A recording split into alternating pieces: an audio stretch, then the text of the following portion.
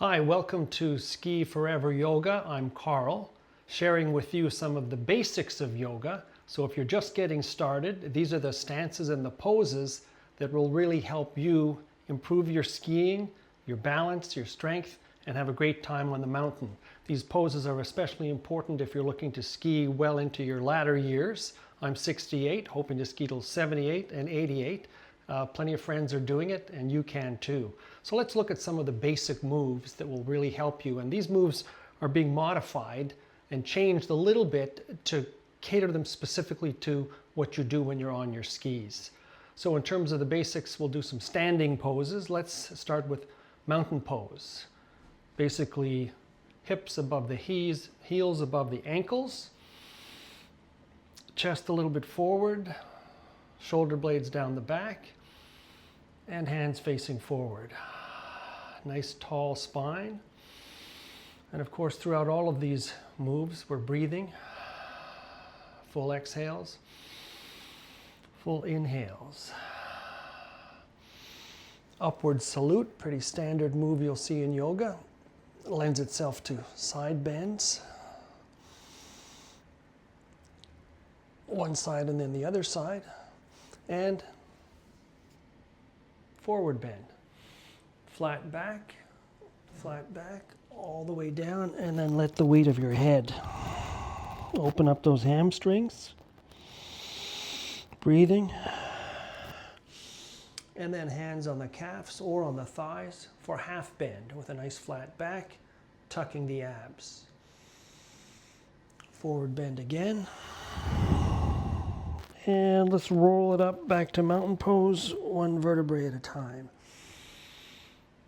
Getting that spine nice and straight. So that's some series around mountain pose. Now let's go into another very basic yoga move, Warrior One. In this case, right foot forward at a 90-degree angle. You want to try to get a nice bend here. Keep the knee above the ankle. You don't want to put it too far forward. You want to protect the knee. You're on a set of railway tracks, so there's distance between your 2 feet. Back foot is positioned at about a 45. And then those hips are facing forward. Think about the fall line. You want to be across the fall line. Hips facing forward. So right hip back, left hip forward. Mountain pose. Let's do it on the other side. Once again, railroad tracks for balance. If you're feeling a little wobbly, maybe just widen that stance a bit. Knee over the heel, over the ankle. You can put a back bend into this one. And that's mountain pose. Let's go into Warrior Two. Warrior Two, in this case, left foot forward, right foot back, but the heel is going to intersect the middle of that back foot for Warrior Two. And you want to create a 180 with those arms and fingertips pointing out as if you're stretching them out or you're being pulled by the fingertips in either direction.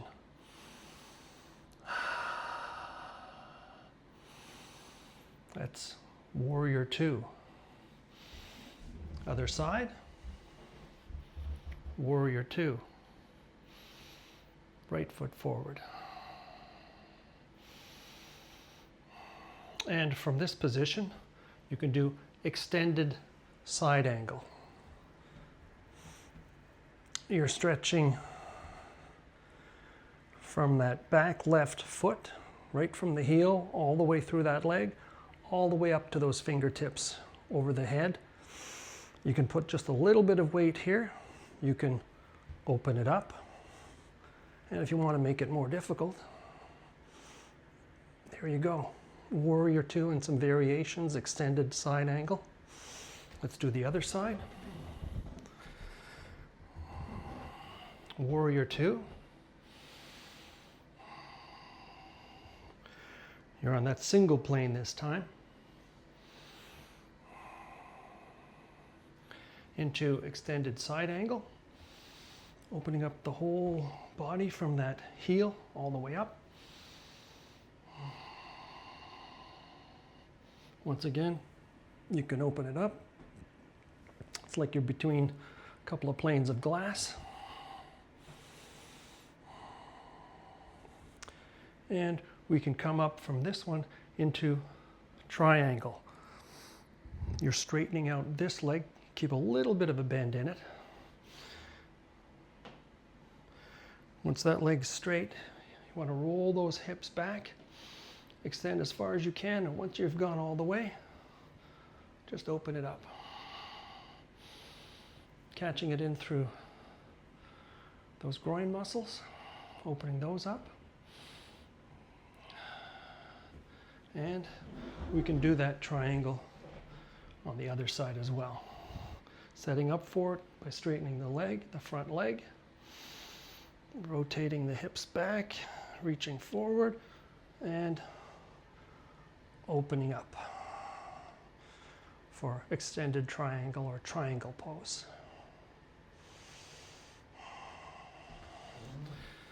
Now let's go into a wide-legged forward bend. Pretty standard move. Get to a position where you're kind of comfortable with the width, and you're going to come back. At least you're going to roll forward at least. Butt goes back to halfway, nice flat back, and you can roll all the way down. Wide-legged forward fold. And there are some variations that you'll end up doing from here.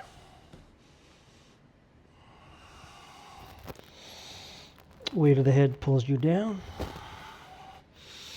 Hands can go back. You can feel that all through here. And back up to the half bend, nice flat back, and we'll roll back up. Wide-legged forward bend. Let's do some lunge poses. The lunges look a little bit like warrior, but you're going to come up on that back foot. You want to spread your weight between the front foot and the back foot, but your back foot is up on the toes. There's a high lunge, and that's a low lunge. Now in the low lunge, you can actually go right down onto the mat, opening up the hip flexors. So high lunge and low lunge. And this is one of the moves that we modify for our skiing. And we'll do some reps up and down, building strength through here, keeping that knee over the ankle and working it from the back side. So that's high lunge one side, and here we go, high lunge on the other side. Once again, this time we're on the 2 railroad tracks. Back foot up on the balls of the feet. Arms up for the high lunge. And all the way down if you want to go with the low lunge. And once again, back up. And we can do some reps. Build some strength in those legs. Those are some of your lunge poses, and there's variations that we can work into those poses as well. Now let's look at a few balancing poses. I like to come off my mat a little bit. Just gives you a bit more stability sometimes. We'll start with tree pose. Tree pose can be as simple as the heel to the leg just above the ankle. That's tree pose. You can also go with the leg on the inside of the calf, or you can bring it all the way up. Now remember, pick a spot that's not moving, that's your drishti, and that's where you get your stability. That's tree pose. We'll do the other side. If you're just starting out, that's tree pose, you're getting the benefits, and then you can move up a little bit. You'll notice you'll have one side usually that's got better balance. If you're wobbling at the ankle, that's good. You're building strength in those ankles.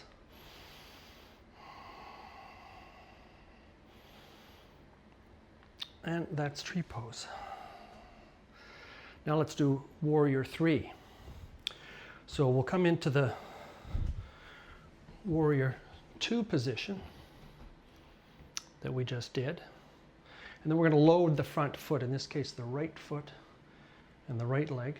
We're going to load the weight there, and we're going to come up on that toe, shifting the weight forward, and warrior 3.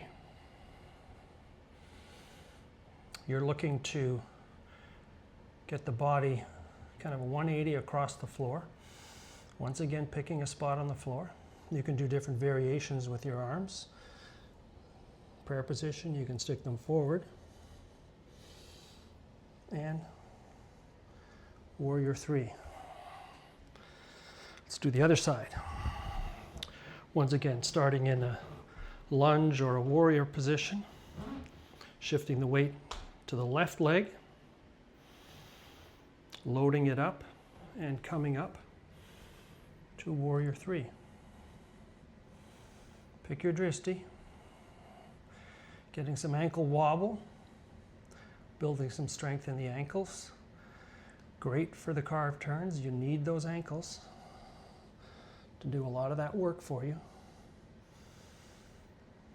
Roll the hip into the knees, into the ankles, carve the turn, extend out for a beautiful carved turn. Okay, one more balancing pose. This is half moon. Great to have some blocks with you. They bring the floor a little bit closer. So half moon looks a little bit like the last move we just did, but in this case you're opening up to the side. So I'm going to take the block here, open up, and you're opening to the side. That's half moon. Feel those beautiful stretches. Half moon to one side, and let's go half moon to the other side. Once again, similar starting position. Load that front leg, take the weight off the back leg, come up, and you're opening to the side. That block can help get your balance. Bring the floor a little closer.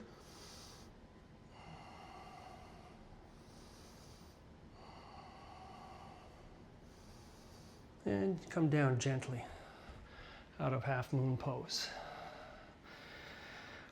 You should be breathing nicely now. The blood's flowing, the oxygen's going through the body, and you're getting some of these basic moves that are going to help you with all of the SkiForeverYoga challenges that you're about to face.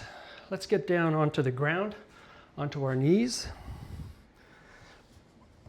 Let's do some cat-cows. Really basic move, but just great for that spine. You want to get on all fours. You want the shoulders over the elbows, over the wrists, but you want to put the weight in the fingers and the thumbs, especially that thumb and the first finger. Nice and stable. And you're putting weight on the tops of your feet so that you don't put too much weight on those knees. And then you're going to roll up that spine for the cow. Exhale for the cat. Feel that spine rolling, that tailbone, the coccyx. Exhale for the cat. Inhale for the cow. Exhale for the cat. And from this position, often you'll see thread the needle, which is, in this case, let's bring the right hand up, reaching forward, get the shoulder down onto the ground, opening up the back through the sacrum, and those muscles that surround it.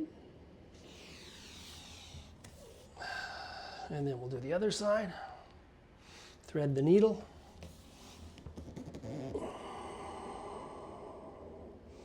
Nice twist through the lower back. Once again, keeping the abs tucked against the spine, protecting that lower back. And back up and down.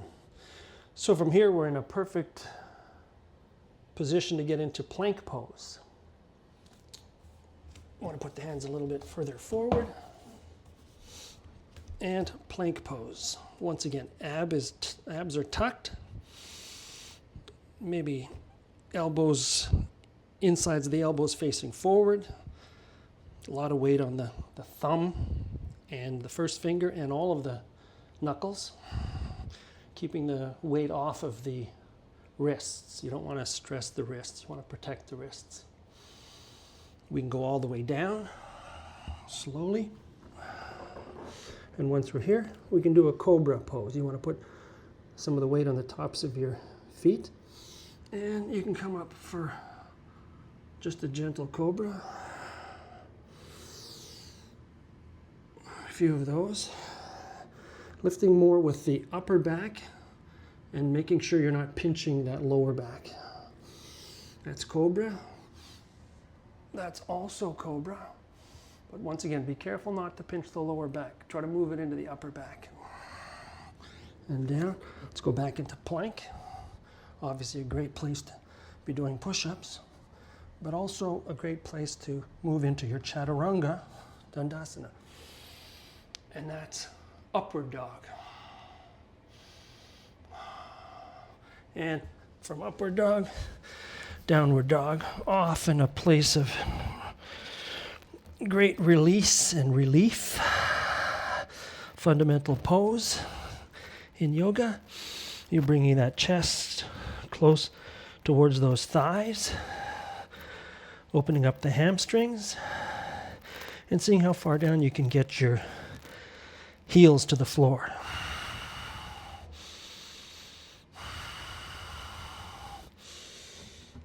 And from here back into plank, and you can see you can do series of planks into down dog, planks into down dog.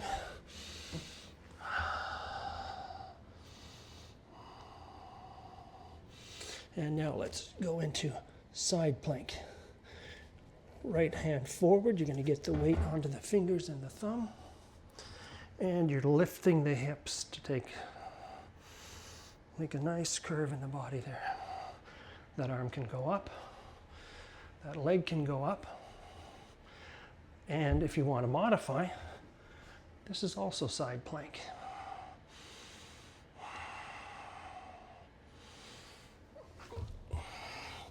Let's take that to the other side. We'll give you the, from plank, we're going to do left arm, twist into side plank. You want to have the hips lifting up. If you want, you can bring that leg up. A few other moves come from here. This is side plank, but also remember, this is also side plank. You're going to get a lot of the benefits from doing it this way. Okay, we're on the ground. We're breathing. Let's get into some seated poses. Easy pose. You'll find you often put one foot in front of the other. Try switching that up a little bit. See how that feels. Easy pose. We can do left hand on right knee and twist. Keeping the spine straight. And the other side.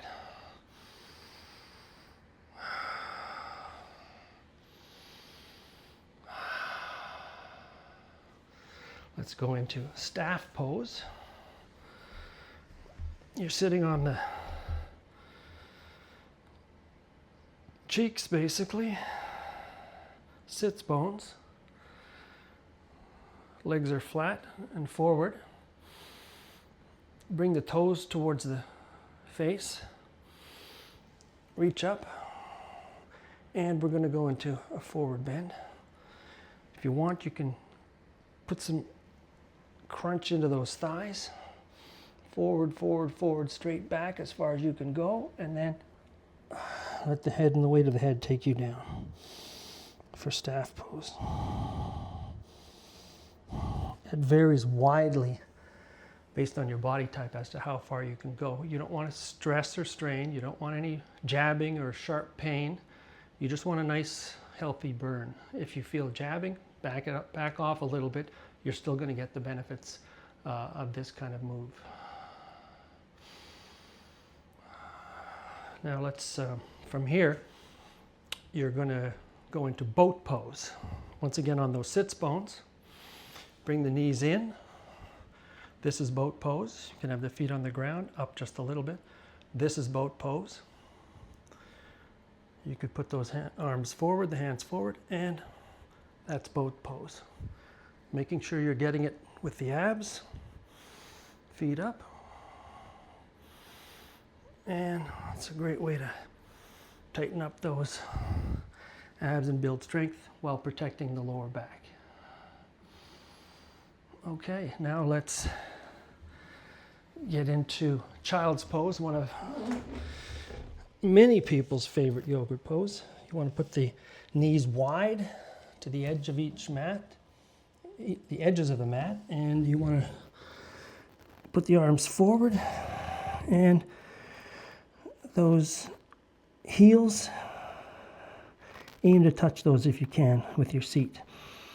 You can roll that forehead from one side to the other side.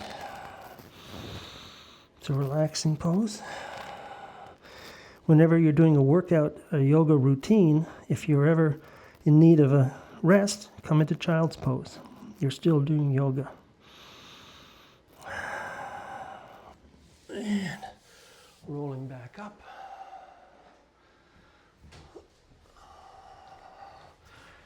And we're almost done here. Let's go into a flat back. Some of these are counter flexes, like that child's pose. Counter flexes from some of the stretches we've been doing. And this one, bringing the knees into the chest. And if you want, rotate the knees, drawing circles on the ceiling, one way, then the other way.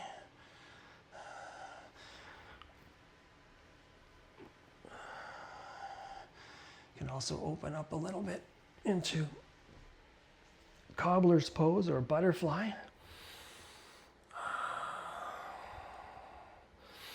You can lean forward for butterfly, get another stretch through the back. Roll it up gently. You can do a twist one way and a twist the other way.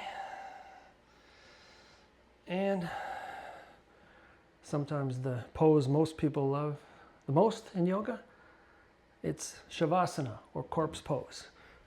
Lay flat on your back, give it a good stretch, straighten that spine out, and then find your most comfortable position. Called corpse pose for an obvious reason. If you want, if your knees are a little bit tender, you can lie like this. Feet on either edge of the mat and knees in.